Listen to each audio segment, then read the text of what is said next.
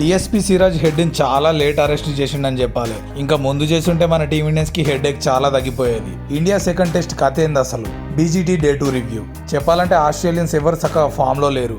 Lineup చూసుకున్నా కూడా RC batters అంత పెద్దగా బిగ్ స్కోర్స్ చేసిన కథ అయితే కనబడతలే, ఎక్సెప్ట్ హెడ్.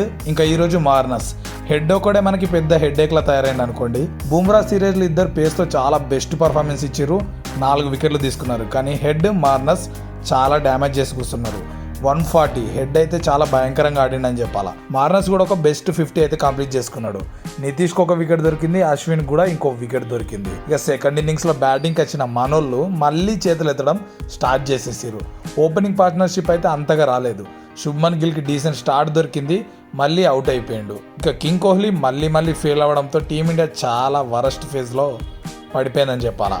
కంబ్యాక్ ఇచ్చిన రోహిత్ కూడా పెద్దగా రాణించలేదు. ఇక మన హోప్స్ మొత్తం రిషబ్ పంత్ ఇంకా నితీష్ కుమార్ రెడ్డి పైన.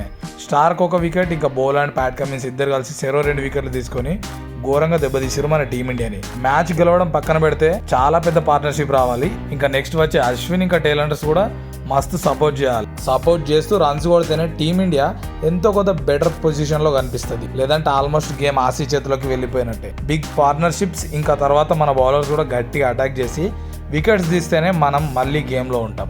ఈ గేమ్ గెలిస్తేనే WTC ఆశలు మెరుగుపడతాయి, లేదంటే చాలా టఫ్ అయిపోద్ది మన టీమిండియాకి. మీ ఒపీనియన్స్ ఏంటి అనేది షేర్ చేసుకోండి. ఎందుకు టీమిండియా ఫెయిల్ అవుతుంది, అసలు ఎవరెవరు పర్ఫార్మెన్స్ ఎలా ఉందనేది. ఇది వీడియో నచ్చితే లైక్, షేర్, కామెంట్, సబ్స్క్రైబ్ చేసుకోమావా. కంటెంట్ ఇస్తూనే ఉంటాం.